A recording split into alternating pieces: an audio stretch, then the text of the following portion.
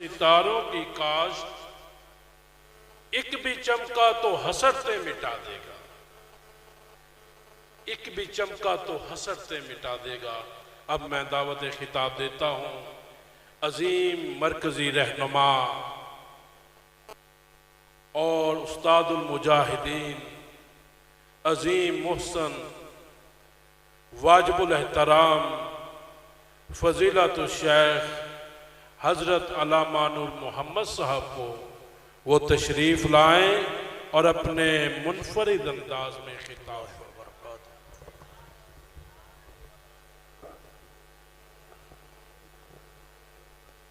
अल्हम्दुलिल्लाह अल्हम्दुलिल्लाह वकफ़ा वस्सलामु अला इबादिहिल्लज़ीना इस्तफ़ा अम्मा बाद अऊज़ु बिल्लाहि स्समीइल अलीम मिनश शैतानिर रजीम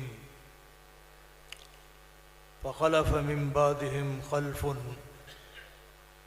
अज़ाउस सलात वत्तबउश शहवात फ़सौफ़ यल्क़ौन ग़य्या। मेरे वाजिबुल एहतराम मुअज़्ज़िज़ व मुहतरम ख़ातीन व हज़रात, उलमाए कराम और मेरे काबिल कदर अज़ीज़म तलबा इज़ाम, मेरे ज़िम्मे वो मौजू लगा है जिसको हम मौजू नहीं समझते। आपको शेख ने बताया तो नहीं, लेकिन मुझे पहले ही उन्होंने बता दिया था कि जिसको लोग आज के दौर में इल्ला मर रहम रब्बी, मौलवी भी, वजीर भी, बड़ा भी छोटा भी, मालदार भी, ताजर भी, वो इस मौजू को अहमियत नहीं देता, अहमियत नहीं देता, क्योंकि वक़्त मुख्तसर है, बात को लंबा करना दुरुस्त नहीं है, तो बात को तवज्जो से सुनना। लेकिन अगर इसको अहमियत नहीं देंगे तो मामला मुश्किलों में पड़ जाएगा। इंसान, उम्मत और अफराद कठिनाइयों का शिकार हो जाएंगे। वो कौन सा मौजू ऐसा है जो मुझे दिया गया है जिससे हम बागी बन के जिंदगी गुजारना चाहते हैं, जिसको इख्तियार करने के लिए हम तैयार नहीं हैं? वो मौजू वो है जिसको आमना के लाल निखारने के लिए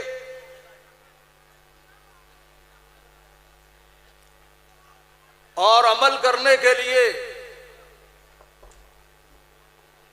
आवाज नहीं आ रही, आ जाएगी आवाज आ जाएगी। मुझे बोलने तो बहुत थका हुआ हूं, हाँ, कितने काम करके आया हूं। मुझे किसी तरफ चढ़ने दो, फिर मैं बताता हूं आपको आवाज आती कि नहीं। आ जाएगी इंशाल्लाह। हाँ, इस मौजू को हम मौजू नहीं समझते। शेख ने भी डरते हुए मौजू का नाम नहीं लिया, मौजू का नाम नहीं लिया, क्योंकि मौजू का नाम लेकर ही हमारी तबीयतें खराब हो जाती हैं। हम कहते हैं ये काम कोई है, ऐसे काम तो हमने कई दफा किए और देखे, लेकिन हमारे दिलो दिमाग में उसकी अहमियत नहीं।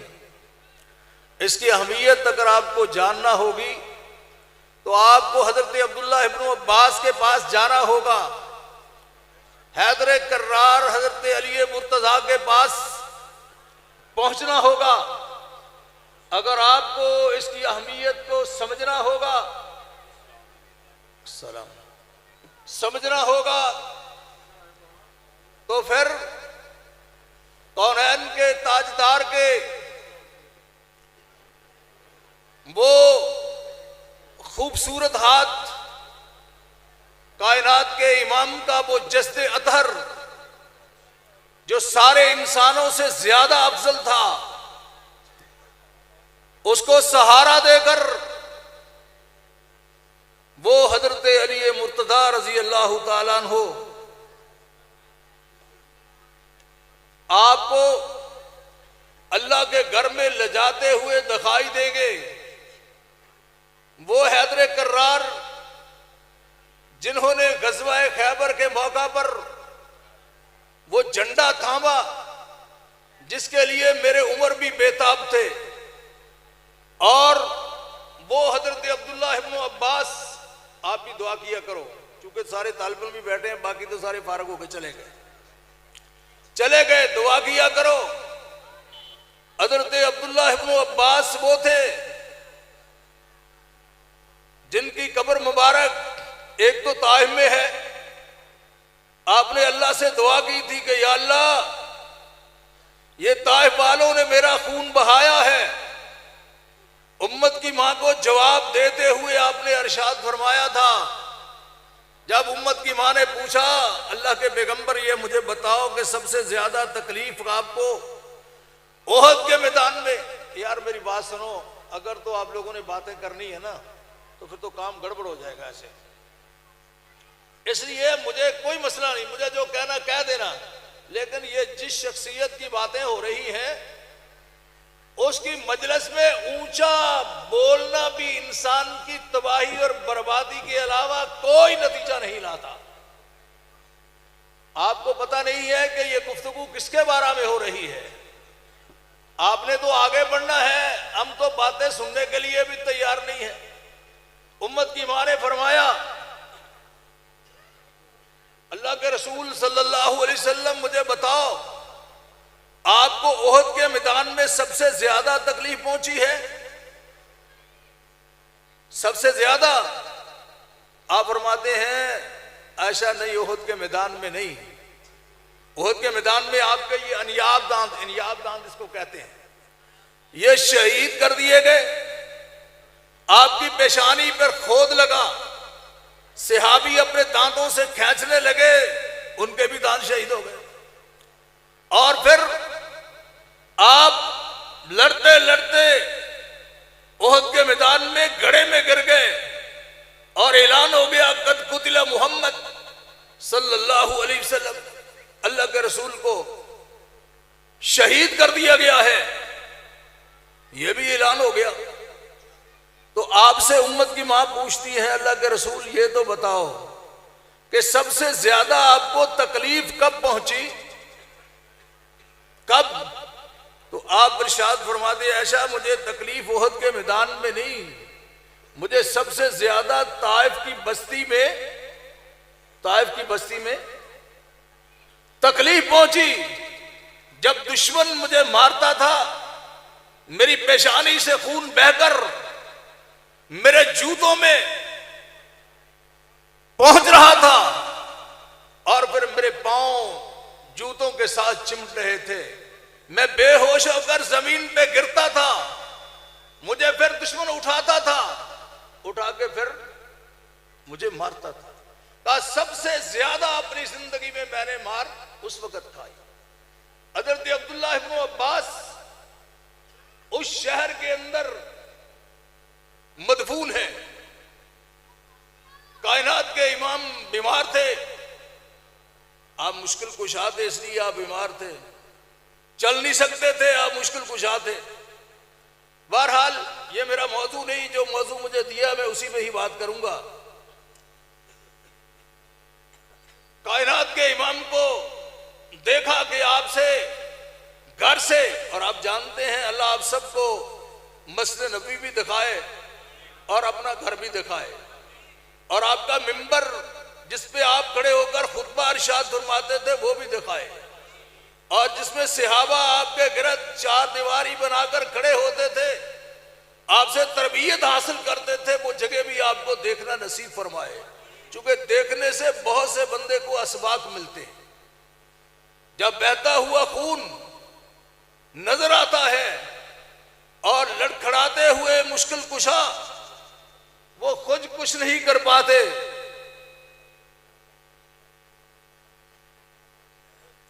कुछ नहीं कर पाते, तो फिर हजरत अब्दुल्लाह इब्न अब्बास, जिनकी कब्र मैंने बताया कहां है, ताइफ के अंदर, उस ताइफ के लिए आपने दुआ भी फरमाई। दुआ फरमाई कि या अल्लाह इसके फलों को भी तू मजेदार बना दे, खूबसूरत बना दे। इसलिए पूरी दुनिया में उस जैसा अंगूर आपको कहीं नहीं मिलेगा। वो आमना के लाल ने दुआ फरमाई थी। आप भी कभी कभी दुआ कर लिया करो कि या अल्लाह अपने घर की ज़ियारत भी नसीब फरमा दे और अपने नबी का शहर भी नसीब फरमा दे। ये बंदे के जाती तौर पर बस में कुछ नहीं होता। जब तक आसमान वाले रब की, वहाबियों की रब से तौफीक ना उसको मिले, तो उस वक्त तक आदमी कामयाबी की मंजिलें नहीं तय कर सकता। इलामा सालेह ज़हीर को आपने देखा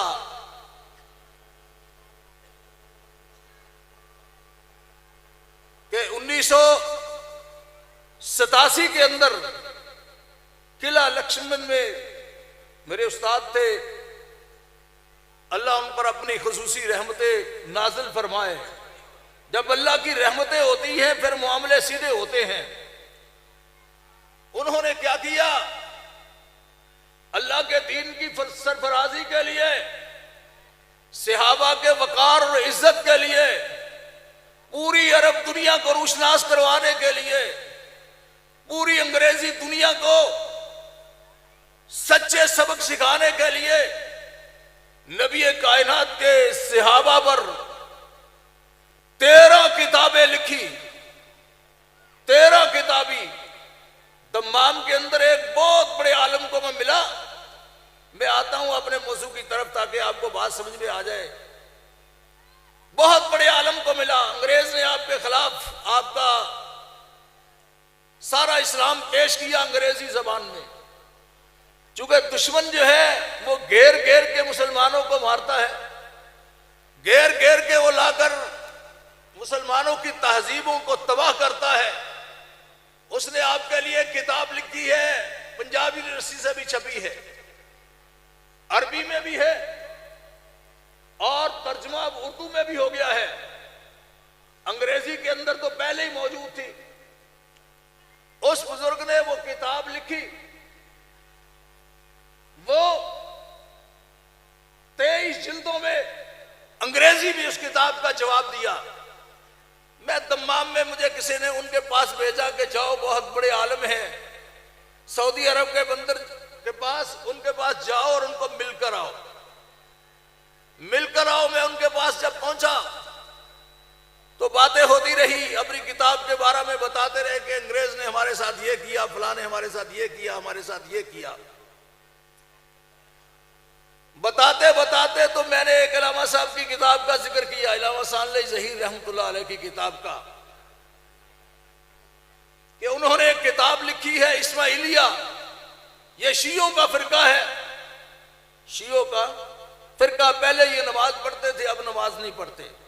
ये बहन से भी शादी कर लेते हैं और बैतुल्लाह के हज के लिए नहीं जाते। और बेशुमार, ये मेरा मौजू नहीं है, बहरहाल बताया कि उन्होंने इस्माइलिया पर इतनी बड़ी किताब लिखी है। ये पहले नमाज पढ़ते थे फिर नमाज छोड़ दी। कौन? इस्माइली शिया का फिरका। ये पहले नमाज पढ़ते थे, उनमें से कुछ लोग मुसलमान हुए, उन्होंने नमाज पर किताब लिखी जिसको इस्माइली नमाजी, इस नाम से किताब लिखी। किस नाम से? इस्माइली नमाजी। कि पहले ये नमाज पढ़ते थे, ये उसके सबूत हैं, ये सारा कुछ उन्होंने पेश किया। जब पेश कर दिया, अल्लाह अकबर कबीरा, नमाज पढ़ते थे। अब हाँ भाई, मुसलमान भी ये कह दूं कि पहले नमाज पढ़ते थे। मेरा मौजू तो ये है ना, ये मेरा वक्त तो ऐसे ही खत्म हो जाना है। पहले ये नमाज पढ़ते थे, अब ये सब गोल हो गए हैं। बंदे नमाज पढ़ते हैं। बहरहाल मैं आपको वो बताता हूं, पहले बात मुकम्मल कर लूं। अल्लामा सानवी ज़हीर की ये किताब इस्माइलिया, उस बड़े आलम और मुसन्नफ को जिसने पूरे अंग्रेज को चने चबा दिए, वो फरमाने लगे बेटा इतनी बड़ी किताब इस्माइलियों पर लिखी का तारीख में मैं किसी शख्स की, किसी मुसन्नफ की, किसी मुअल्लफ की, किसी की किताब ये इतनी बड़ी किताब नहीं देखी। मेरे लिए वो किताब मुहैया करो, मुझे वो किताब दिखाओ। किताब दिखाओ, अब दिखाना भी है। तुम गाफिल हो, मेरे समाज हम सारे गाफिल हैं। दुश्मन को जब पता चला कि हमारे ऊपर इतनी मोटी किताब लिख दी है, उन्होंने न सऊदी अरब में, न पाकिस्तान में, न इराक के अंदर, न ईरान के अंदर, और न उन शिया मुल्कों के अंदर जहां वो किताब छपकर पहुंची थी, एक किताब की दुश्मन ने नहीं छोड़ी। वो सारी किताबें लेकर उनको, किताबों को आग लगा दी। और आप और मैं, हम सब गाफिल हैं। दुश्मन आपकी एक एक बात के पीछे है। आपने देखा कि इंडिया में भी आपकी 4000 के करीब मसाजिद गिरा दी गई। और आपको यह भी पता है अतातुर्क ने बड़े बड़े सेंटरों को वो बुराई के अड्डों में तब्दील कर दिया। मुझे नाम लेते हुए भी शर्म आती है। हम मुसलमान उससे भी गाफिल, लेकिन जैसे उन लोगों के यहां अल्लाह ने बंदे को भेजा कि उस सारे सेंटरों को खत्म करके उसने अल्लाह के दीन के लिए काम किया।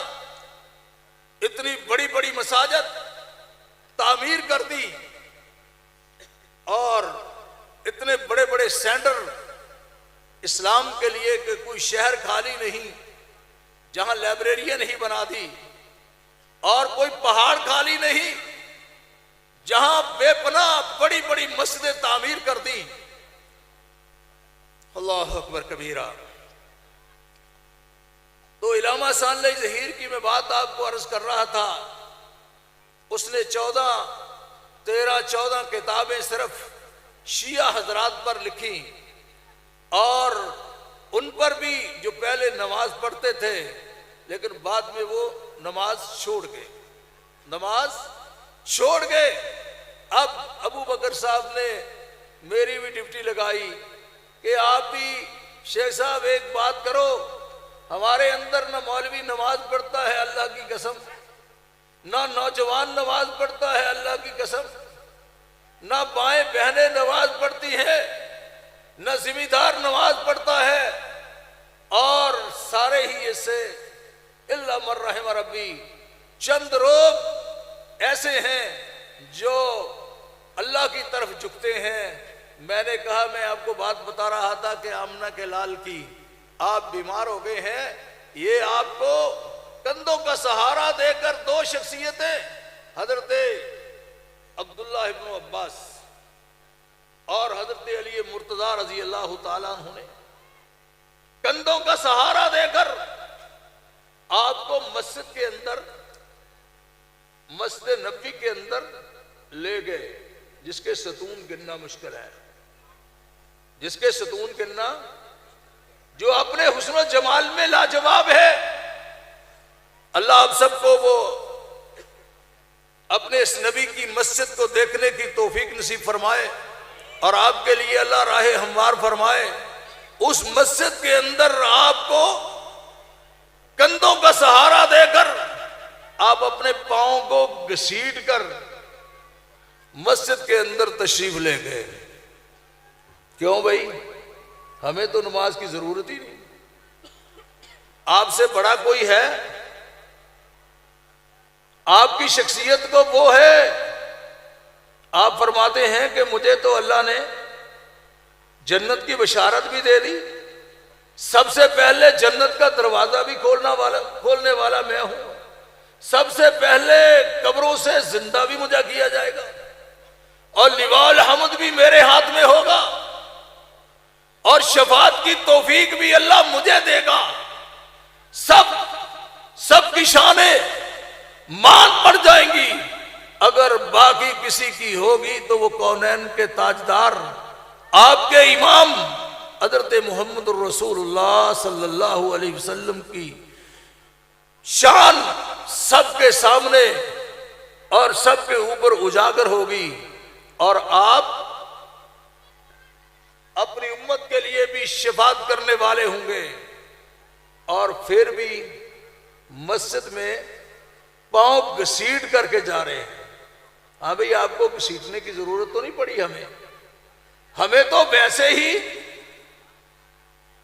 ऐलान के साथ ही अमन के साथ सुकून के साथ ये सारे मौके अल्लाह रब्बुल आलमीन ने दिए, लेकिन हम नमाज पढ़ने के लिए तैयार नहीं। शेख मैंने गाजी अब्दुल करीम साहब को देखा जहाद के मैदान में, रात को सख्त सर्दी, हमारे जैसे पंजाब के रहने वाले लोग सर्दी में ठिठुरने वाले, और जमाते मुजाहिदीन के ये अमीर जिन्होंने कश्मीर फतह किया है, हमने तो कभी अपनी तारीख भी नहीं पढ़ी। ये रात को बिस्तर से उठते, मेरे शेख साहब एक दिन में 10 दर्स होते थे, 10। सर्दी के सख्त मौसम में अजान से पहले उठ करके अल्लाह के सामने खड़े हो जाते। मैंने कहा शेख साहब इतना आप तकल्लुफ क्यों करते हैं? अल्लाह आसानियां पैदा करते। फरमाने लगे, नहीं बेटा, मुझे अल्लाह से डर इतना लगता है कि अगर उसने हिसाब ले लिया जिहाद के अंदर है, लेकिन नमाज पढ़ने की इतनी फिक्र है। और साथ ही कहने लगे कि मुझे डर लगता है आपसे भी। किससे? मैं कहा मैं तो आपके बेटों से भी छोटा हूं, मुझसे क्यों डरते हो? कहते हो मुझे इसलिए डर लगता है कि कहीं आप मुझसे पहले उठ के जो है अल्लाह के सामने न खड़े हो, मुझे इसलिए डर लगता है। शेख ज़फरुल्लाह साहब रहमतुल्लाह अलैह जमाते मुजाहिदीन के नायब अमीर थे, जिन्होंने जामे अबी बकर बनाया है। मेरी जिंदगी का एक बड़ा हिस्सा उनके साथ गुजरा है। सुबह 8 से रात 11 बजे तक मुसलसल अल्लाह की दीन की खिदमत करते रहे। कहने लगे बेटा मुझे आपसे बड़ा डर लगता है। मैं कहा शेख आप क्यों डरते हैं? मैं तो कुछ नहीं कहता किसी को, मैं तो आपके बेटों की जगह पे है, बेटों की जगह पर हूं, आप क्यों डरते हैं? फरमाने लगे कि मुझे डर इसलिए लगता है कि कहीं सुबह की नमाज लेट ना हो जाए और आपने मेरी खबर कर लेनी है। फिर अगली बात पता क्या फरमाते? कहते मैं अल्लाह की कसम खाकर कहता हूं, जब मैं सुबह की नमाज पढ़ लेता हूं और मेरी बीवी मेरे ऊपर राजी होती है तो मैं बेफिक्र हो जाता हूं। अब सारी नेमतें अल्लाह मेरे ऊपर बरसा देगा, हर नेमत मुझे मिलती जाएगी। अगर बीवी नाराज हो और फजर की नमाज ना पढ़ी हो, वह मुझे खौफ ही रहता है कि कहीं आज इधर से पिटाई ना हो जाए, इधर से पिटाई ना हो जाए। क्यों? इसलिए कि जिसको आप आमना के लाल मानते हैं, जिसको अपना रहबर कायद मानते हो, उसने इरशाद फरमाया है मन सल्ला रकअतैल फजरी, मन सल्ला रकअतैल फजरी फहुव फी जिम्मतिल्लाह, मन सल्ला रकअतैल फजरी माल जमा फहुव फी जिम्मतिल्लाह। ये बेफिक्र क्यों हो गए ज़फरुल्लाह साहब रहमतुल्लाह अलैह? इसलिए कि जब आपने फजर की नमाज जमात के साथ पढ़ ली, अल्लाह ने सारा जिम्मा अपने ऊपर उठा लिया है और आप बेफिक्र होकर सारा काम करते रहे। खजाने इकट्ठे करते हो, जब समझ आएगी तो फिर करोगे। मन सल्ला रकातल फजरी, एक हदीस में आता है कि जिस आदमी ने फजर की 2 रकअतें पढ़ी, कौन सी सुन्नते, फर्ज नहीं, फर्ज तो चला गया, उस पर बात करेंगे तो लंबी हो जाएगी बात। आप फरमाते खैरुम मिन दुनिया व मा अलैहा, का दुनिया के सारे खजाने जमा कर दो, सारा सोना चांदी जमा कर दो, सारी जमीनें जमा कर दो, और जिसके लिए बेटियों पे जुल्म करते हो ना, जिस जमीनों की वजह से बहनों के हिस्से खा जाते हैं, कहते जी ये बहन ने मुझे लिखा दिया, बहन ने जो है ना भाई समझ के मुझे लिखा दिया, तो तू भाई तो ताकतवर है, तू बड़ा है, तू लिखा खा बहन के साथ, ये भाई क्यों नहीं लिखा सकता? बहन ही सारी भाई को लिखाती है। नहीं भाई, अल्लाह ने कायनात के इमाम की जबान से ये बयान फरमाया, खैरुम मिन दुनिया व मा अलैहा, लोगों 2 रखते सुबह की, ये दुनिया की सारी नेमतों से ज्यादा है। इस जमीन के ऊपर जो नेमतें हैं उससे ज्यादा इसका अजर है। कभी सोचा आपने? कभी पढ़ के तो देखो। फरमाया मन सल्लल बरदैनी दखलल जन्ना, कभी सोचो तो सही। आपने फरमाया जिसने 2 ठंडी नमाजें पढ़ी उसको मैं जन्नत की बशारत देता हूं। पढ़ने को दिल चाहता है? फरमाया मन सल्लल बरदैनी दखलल जन्ना, 2 नमाजें जिसने पढ़ी उसको मैं जन्नत की बशारत देता हूं। ये नमाजें कौन सी हैं? ये फजर की और असर की। आपने फरमाया जिसने ये पढ़ी, नौजवान है ये, दूसरा उसको जन्नत में जगह दूंगा। और फजर की नमाज कौन सी है? जिसमें 7 आसमानों से ऊपर मेरा अल्लाह है और पहले आसमान पे अल्लाह तशरीफ लाते हैं। ये टाइम नहीं हमारे पास, और फिर टाइम लगाकर अपने बंदे को टाइम देते हैं। टाइम देकर इसको आवाज लगाते हैं। कौन? अल्लाह। नवाज शरीफ नहीं, शहबाज शरीफ नहीं, जरदारी नहीं, टके का चौधरी नहीं, आसमान का रब आपको आवाज देता है। हल मिन साइलिन, कोई है इम्तिहान से पास होना चाहता है, कोई अपने फकर को मिटाना चाहता है, कोई दुनिया में इज्जत चाहता है, कोई दुनिया में शोहरत चाहता है, कोई आखिरत में जन्नत का तालिब है। ये सारी बातें तुम जितनी कहनी कह लो, माया कि मैं रब देने के लिए बैठा हूं। ये रब जो कुल्ली शैइन कदीर है, जो फ़ाअलु लिमा युरीद है, और वो इतना बड़ा रब है कि पूरी कायनात का मालिक है। वो खुद सदा लगा के कहता है, वो सुबह जब फजर की नमाज पढ़ते हो तो वो गाफल नहीं होता। उस वक़्त वो उन फरिश्तों से जिसकी निगरानी में आपको नमाज पढ़ाई जाती है। कितने फरिश्ते हैं?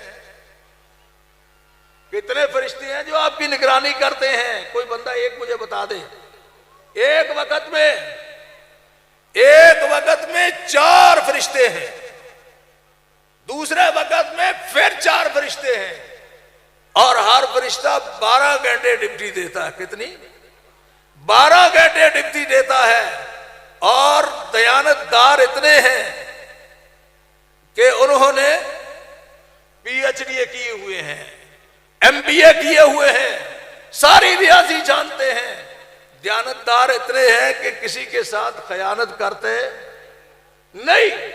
और इतना महंगा आदमी जो दयानतदार भी हो, MBA भी हो, और दूसरी तालीम भी उसने हासिल की हुई हो, खूबसूरत भी हो, हमदर्द भी और खैरखा भी हो, रातों को आपके लिए जागता भी हो, कितनी तनख्वाह दोगे भाई?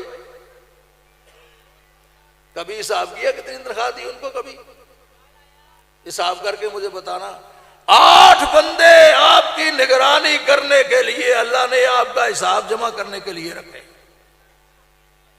और कायनात के रब फिर उन फरिश्तों से पूछते हैं कि बताओ भी ये इस अब्दुल्ला ने क्या किया है, इस छत्ती के रहने वाले यासीन ने क्या किया है, उसका बताओ। उसकी रिपोर्ट कायनात का रब जो है वो जमा करता है। मैं बहरहाल बात को शार्ट कर देता हूं, तो इतना खुलासा समझ ले कि ये मत समझे कि आपको कोई पूछने वाला नहीं है, आपको कोई खबर करने वाला नहीं है। आप तो रब को, मैं भी रब को भूल सकता हूं, लेकिन आसमान के रब ने हर बंदे के नाम को याद रखा है, वो नाम लेकर पुकारता है और उसका हिसाब भी नाम लेकर दिया जाएगा।